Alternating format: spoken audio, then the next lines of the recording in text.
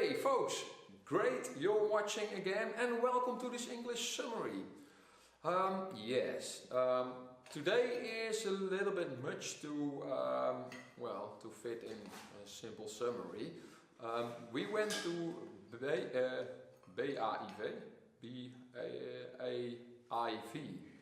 That means British American Infantry Vehicles.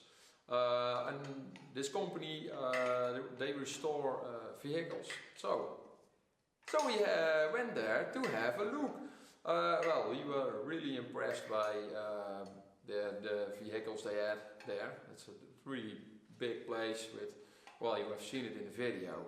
And thinking what's interesting to tell. We had a lot of interesting talk going around, but I think then the summary will take as much time as the complete video. Interesting things to know is, well, we have been talking about this English, British cannon, which had USA on the barrel, and that's because at the Battle of the Bulge, the American forces did not have enough ammo, and therefore the British lent them several of their guns, and well, that's why this gun has USA painted on it, which was, they found it a little bit odd why that was, because it's a British gun, but it has USA written on it. That's because they lent those guns. Okay, more interesting things. We have been talking about the several restoration projects they had going. The first vehicle we were looking at the bolts. It has this Christie suspension, which has the shock absorbers and the suspension coil springs. Well, they are mounted inside the structure of the vehicle. It's not like the torsion bar suspension, but they have like a metal plate. After this, the suspension, the shock absorbers are there, and then there's a second plate. We're talking about the way of the bolts which hold this construction together. Interesting thing, these bolts are conical. That's because if this bolt is hit on the head by ammunition, by a shot, then it's possible that the head will snap.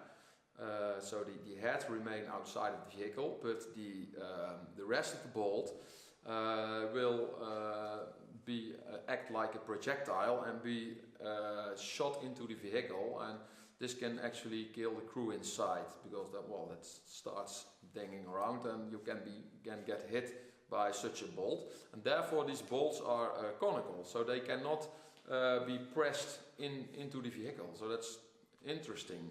That's good thinking.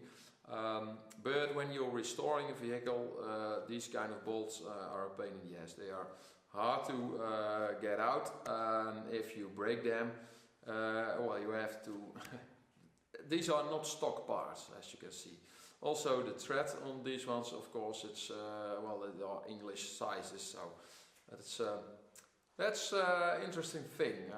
We have been looking at this M60, which they had standing outside, and we noticed there was several cuts in the hull and also in the turret, and that has to do with demilitarization of these vehicles, and therefore they cut the armor. They don't actually cut parts out of it, but they just make a cut to weaken the structure. You can weld it and grind it so it looks like it's never been touched, but it still stays weak, and if you hit it with a projectile, it will break apart. The weld is not as strong as the original material you have. It cannot deflect the shot as it should be, like a proper armor. So that's why they do this. Also interesting that the USA military or the government stays in charge of these vehicles, even if they are not inside of the USA. So that's an interesting thing. So the USA demands these vehicles become demilled by cutting the armor, and even, well, if the vehicles don't even come from USA. So interesting thing. Then we were looking at the range finding system. They did not have this laser rangefinder, but they have this system with two opticals on the outside of the turret, and it's some kind of a triangle measurement.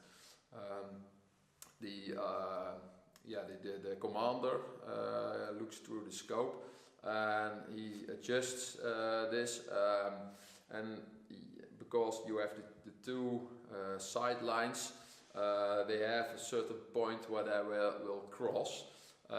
If you adjust this, you adjust the angle, if you see the object you want to measure, and you see it just like a single thing and not like you have been drinking, so like double, then you have the correct angle, and by this angle you can read the distance. So that's a kind of distance measuring. It's different like the laser rangefinder, which sends out a laser signal, and that's